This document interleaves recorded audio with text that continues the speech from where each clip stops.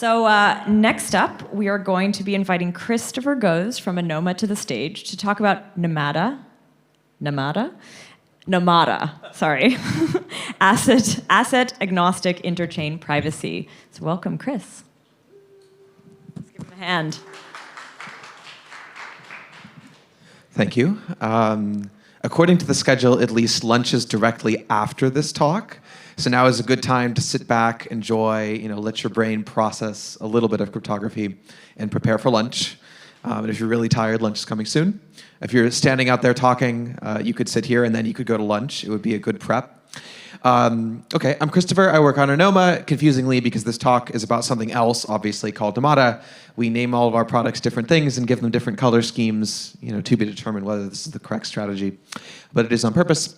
And this talk, in contrast to many things here today, which have touched upon what you might call like new, shining, cutting edge, as in both it's new and shiny and it might actually cut you if you use it improperly, cryptography, Namada is about old and boring cryptography, except that old and boring in blockchain time means like 2 years, so not really old in other sorts of cryptographic time. But Namada is... here I'm going to refer to an excellent blog post by, I think, Moxie Marlinspike, the original creator of Signal, which talks about how in order to craft products which actually protects users' privacy in practice, you need to strike a really nice synthesis between designing the cryptographic scheme and thinking about the user experience.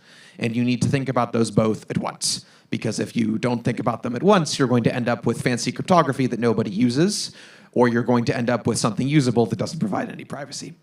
And Namada, it's easier to do that when you use things which have been around for a little bit longer and think about a very particular product. So Namada is our effort to do that for interchain privacy. Let me explain what that is. But first, let me give credit. Namada is built mostly by people who are not me at Heliax, and you can see very small pictures of, I think, almost all of them here. But particularly you can find Abba and Adrian and myself, who are larger, not because we are more important, but because we are here, at least, so you can find us. And please ask us any questions. Heliax also does a lot of other stuff, and we're happy to talk about that as well. So I'm only going to spend one slide on this because I think it's preaching to the choir. But why does privacy matter? Why might you want to care about it or spend time designing systems which are private?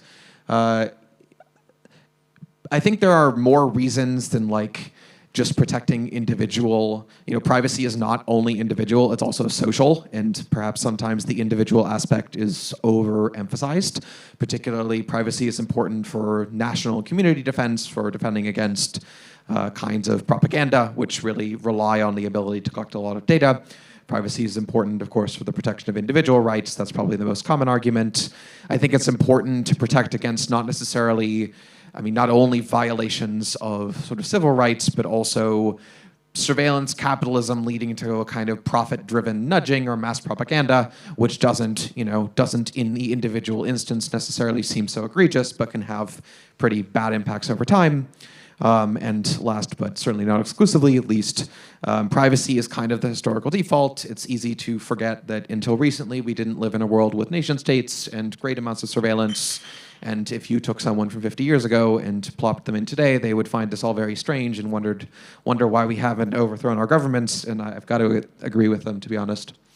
But, okay, so probably you're already convinced, and I don't need to convince you anyways. Let's talk a little bit about what choices would you have as a user if you wanted to get privacy today in blockchains? And of course, many of the things people have talked about today offer additional options that aren't on this slide. The slide only includes things that are live and in production.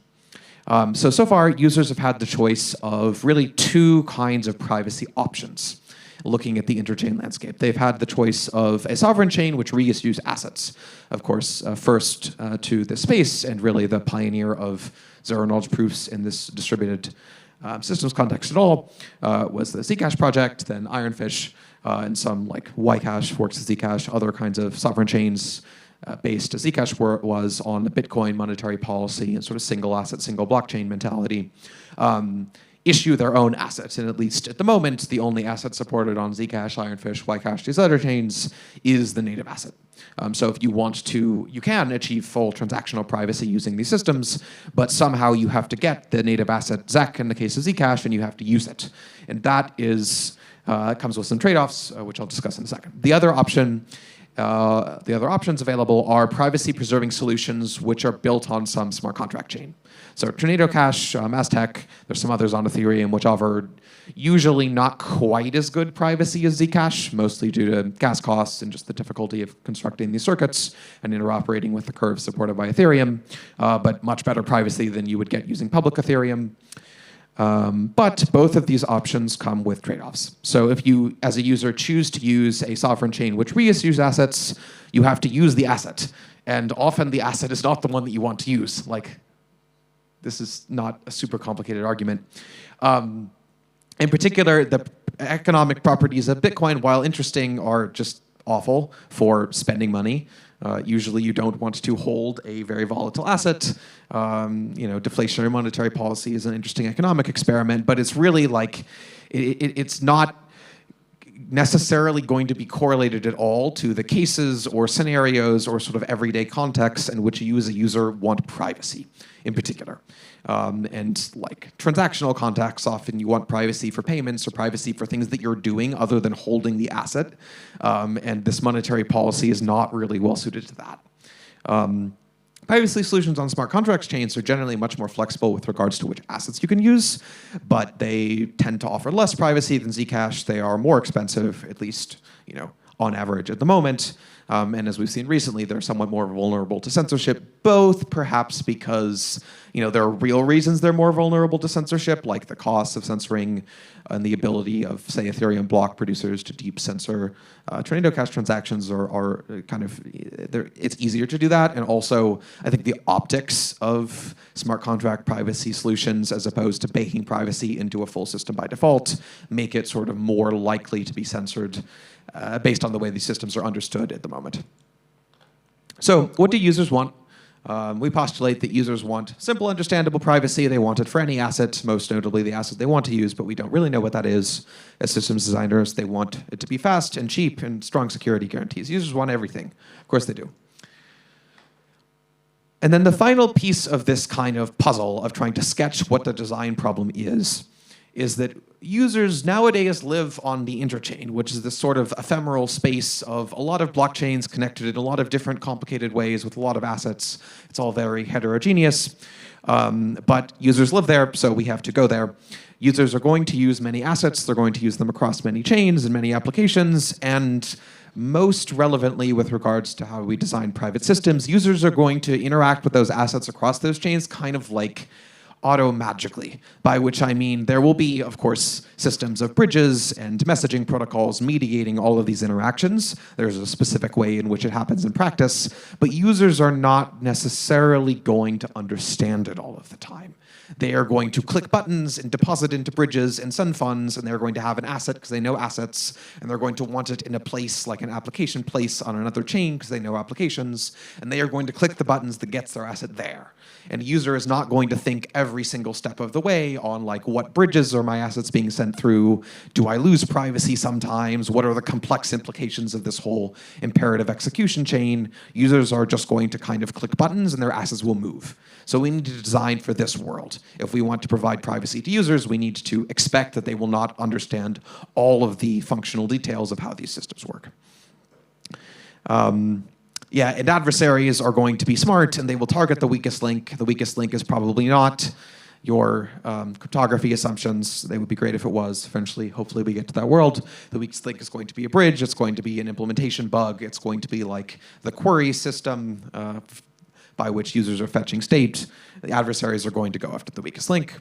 And the time to head off a future surveillance, as long as we're not already too late, is now. Okay, so this is what Namada is trying to do. Namada is trying to provide privacy to users in this interchain world, making these kind of very rough assumptions about how those users behave. And Namada has 3 phases of deployment, which I will outline in the rest of these slides, focusing mostly on the first.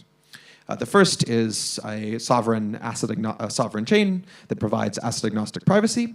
The second, sort of codenamed privacy-like company, adds a lot of bridges to interoperate with other systems. And the third, hint, hint, makes those bridges private because that makes privacy win-win. And later I will explain why. So let's go to the first phase first. Phase one is simply a blockchain that provides asset-agnostic privacy. Most of this is, old in the sense of like a year or two old, so old in blockchain terms. Namada is built on top of Tendermint consensus. So we use we use an unreleased Tendermint version, but we will be using Tendermint with ABCI Plus, which is not ABCI Plus, but soon it will be. Marco's going to kill me. I'm sorry, Marco. Tendermint's amazing. It has so many ABCI versions that we can choose exactly the one we want. Namada features both cubic slashing and a trust minimized Ethereum bridge, which I'll talk about briefly, but mostly I will talk about how we do multi-asset private transfers and how we crafted an incentive scheme to treat privacy as a public good and why. First, multi-asset private transfers. So Namada features something called the multi-asset shielded pool. The multi-asset shielded pool allows users to do kind of exactly what it sounds like, which is send money privately using any asset. In particular, the multi-asset shielded pool allows us to provide a shared privacy set for all fungible and non-fungible assets, just tokens. And it has small and efficient proofs, keys for optional disclosure. It's available on the internet. I know you can't. I considered making the links like the full thing, but then it was just super long. So you can find the slides online and click the links. It really is online. It's not fake. But the basic idea of the MASP is to provide one large shielded pool for everything so that when an observer looks at the blockchain, they have no idea what asset you were using. And even anyone validating Namada has no idea what asset you were using, so it's quite difficult to censor. How do we do that? Well, basically, a way of summarizing how the multi-asset shielded pool mechanism works is it's like multi-asset privacy with just one weird sort of cryptography trick. The MASP starts from, as I said, old crypto, quote unquote, the sapling circuit. All of the really hard work in the sapling circuit was done by the electric coin company. For some reason I wanted to call it the elliptic curve company. I wonder if that was intentional. Okay, the elliptic curve company, also known as the electric coin company, they did like all of the real work. We just kind of modified it a bit. So all credit to Dara and Strad and some of the amazing circuit designers at ECC. The MASP works by adding an asset type to each note, calculating an independent value base for each asset type, and that is surprisingly enough. So let me explain why. Let's go back to sapling. I know sapling's old. Do some people remember sapling? Who remembers sapling? If you've used Zcash in the past few years, you've probably used sapling, either slightly in the past or to turnstile your assets. So sapling in two slides. First slide, notes. Value in sapling is stored in notes, so it's like the UTXO model. And notes in sapling consist of 4 elements. You can think of notes as a tuple with 4 elements. The first element and second element are the diversifier of the recipient's shielded payment address and the diversified transmission key of the recipient's shielded payment address. So these are just to specify who can spend the note. V is the value of the note, just a integer. And RCM is a random commitment trapdoor. So we see here that there is no specification of what asset because sapling only supports one asset, Zcash or a SEC.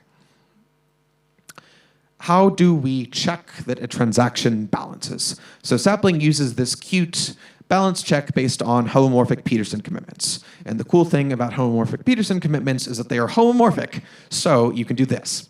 You compute commitments, value commitments for each. There are 2, you see here there are 4 notes involved. So these are 2 spends and 2 outputs.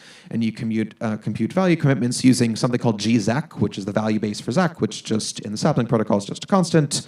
Then V1, V2, V3, V4, those are the specific values involved in your transaction.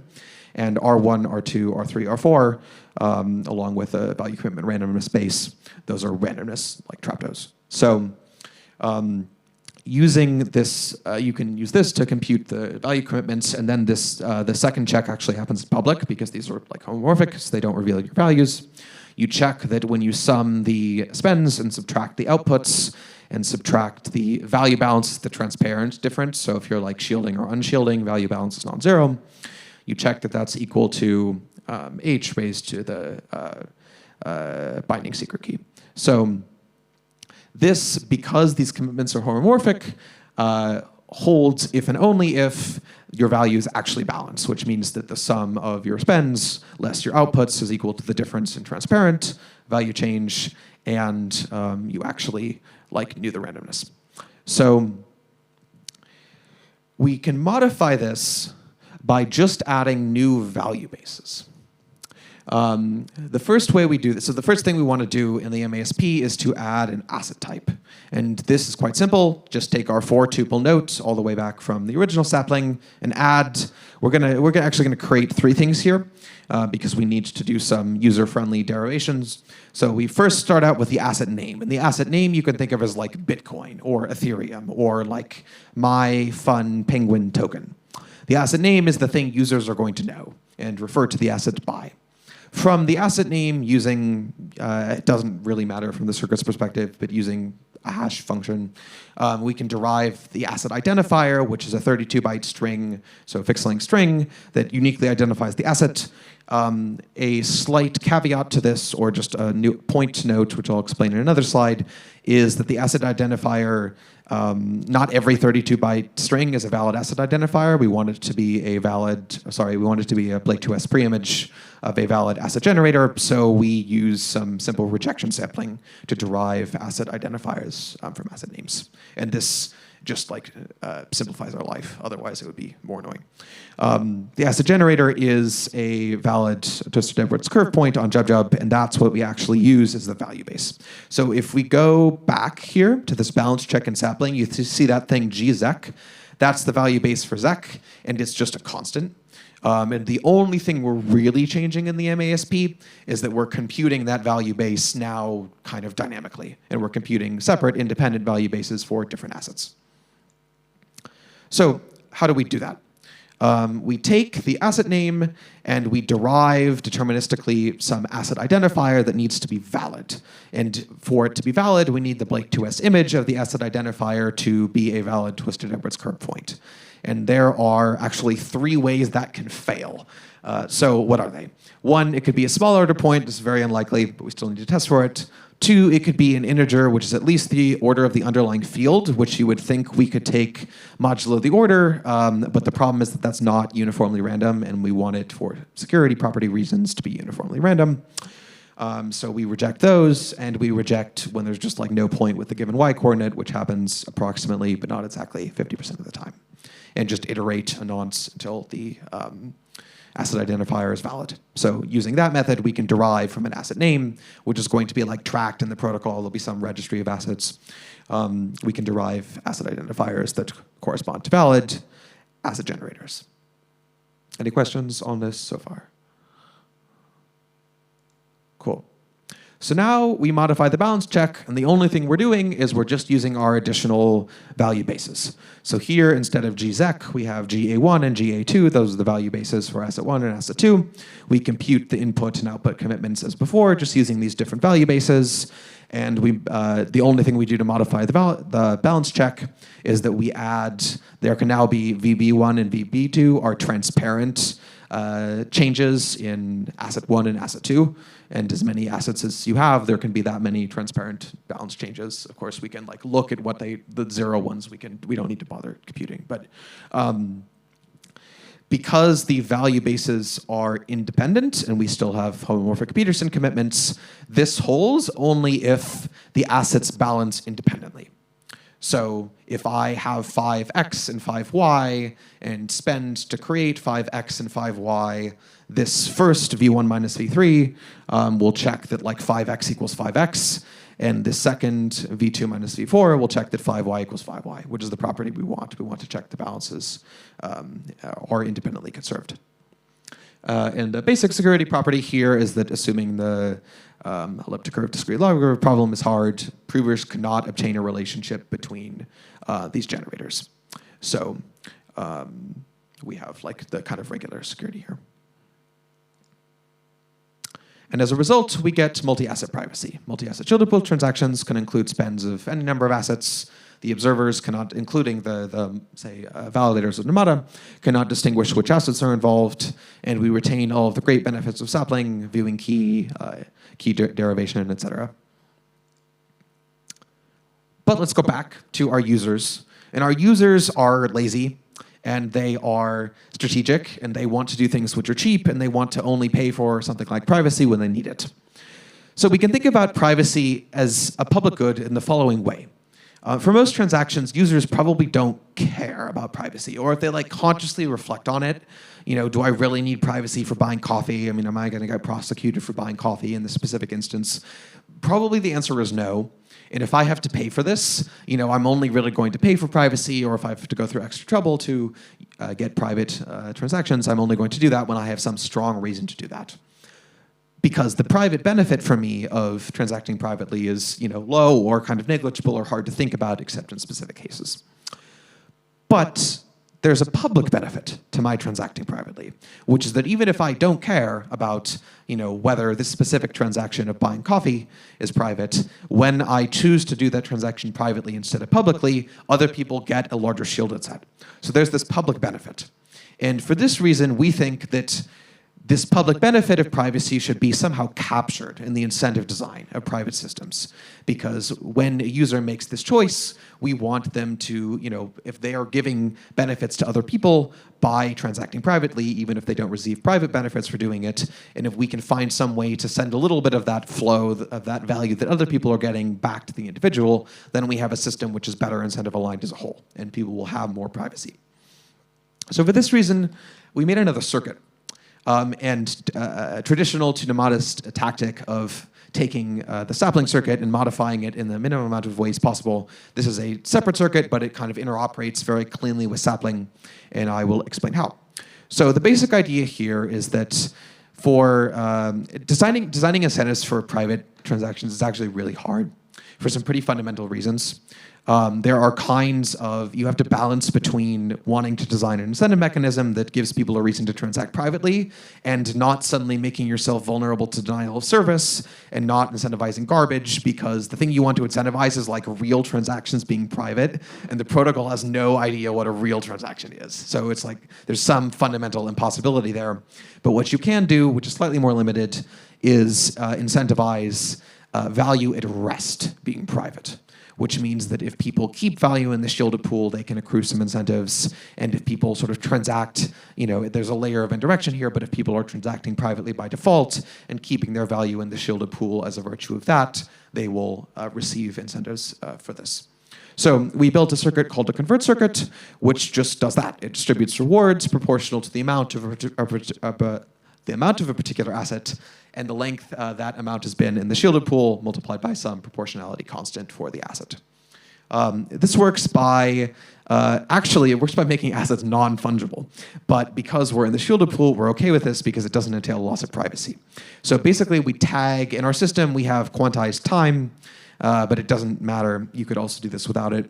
We have proof of stake epochs, say once a day, and we tag assets with an epoch. So instead of it being X coin, it will be X coin epoch 1, X coin epoch 2. Users can use the convert circuit to upgrade their assets to the latest epoch, and when they do that, they can claim some rewards. So what this means is that assets earn a kind of, I'm not sure about this term. We're going to have to think about it. Yield is dangerous word. But assets earn a sort of privacy yield over time, which differs from DeFi yield in that it is risk-free. You're not taking AMM, impermanent loss risk, or something else. It's just a subsidy for providing privacy for other users as a virtue of holding value at rest. And it's important to note that this is not, there are multiple kinds of privacy. So if you think about the zero cash style, Zcash style, and MASP style transaction models, you might care about privacy in terms of what inputs could your transaction potentially have come from. And this incentive mechanism is very good for that because it incentivizes value at rest, and value at rest corresponds pretty directly to potential inputs which your transaction could have come from. But you might also care about privacy, like how many people sent transactions within this 10-minute time window, and given that I sent a transaction, how big is my anonymity set there? This cannot be incentivized. So we can't provide that except indirectly by this incentive mechanism giving users a reason to have more transactions just be private in general.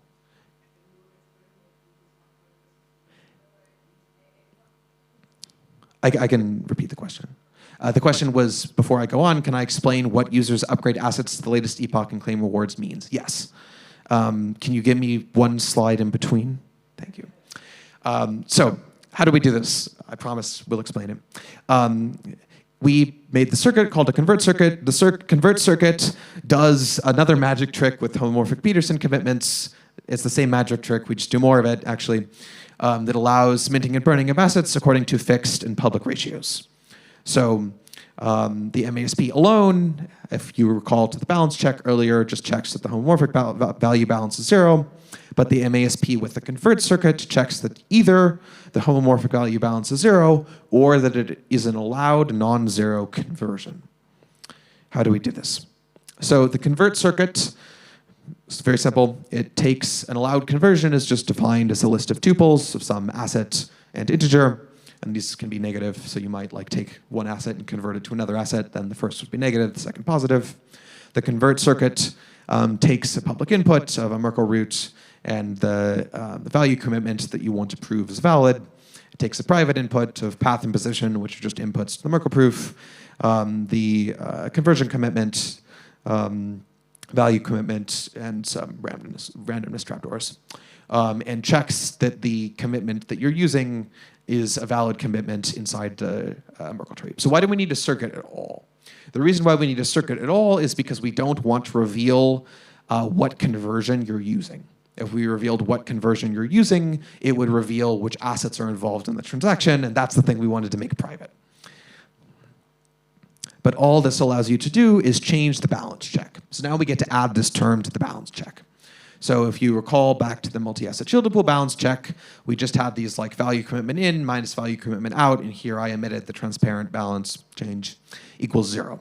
With the convert circuit, now we check that the value commitment in plus this new term, this value commitment convert, minus the value commitment out is equal to 0. So this means that the difference here can be, because we have the CV convert term, and CV convert can be a valid value commitment for any conversion which is in the Merkle tree, which we just proved with the convert circuit. This means that the difference is allowed to be a multiple of an allowed conversion. And because, again, these are homomorphic commitments, we can check this while preserving privacy of the assets involved and which conversion, relatedly, which conversion was used. So let me explain a little bit more about the epoch mechanism.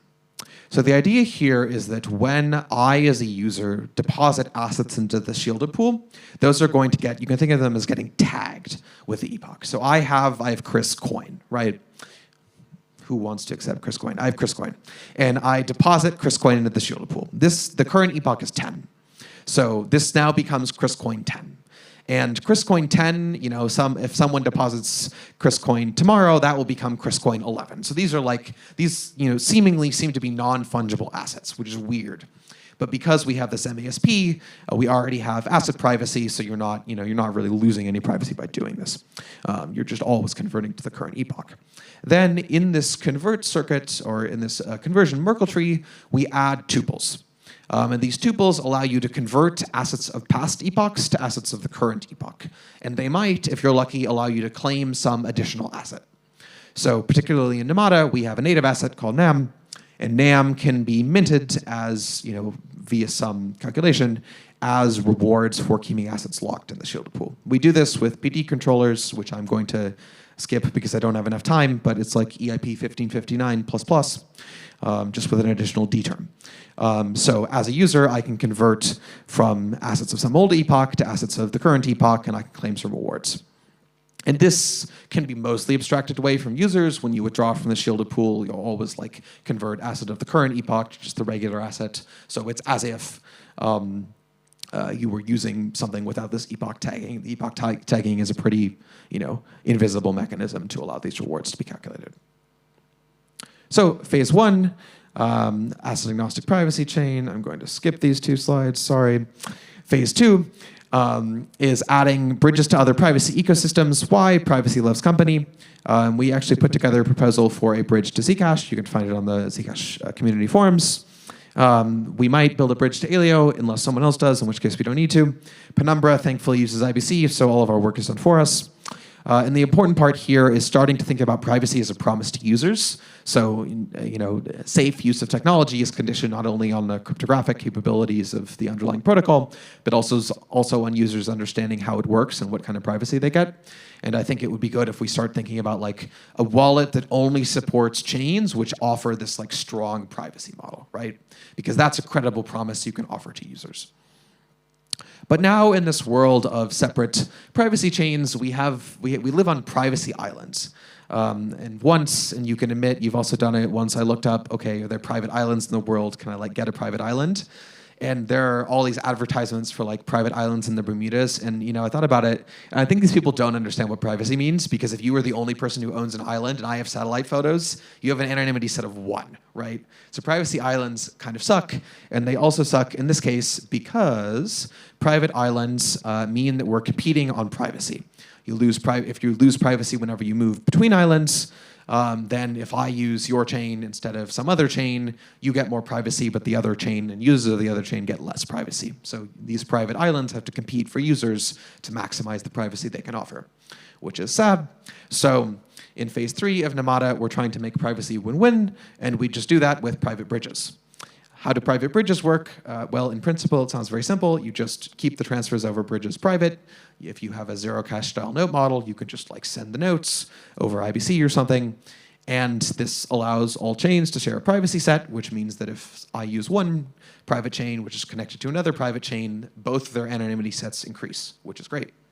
The one small snag we hit here is fault isolation. So let's go back into IBC security very quickly.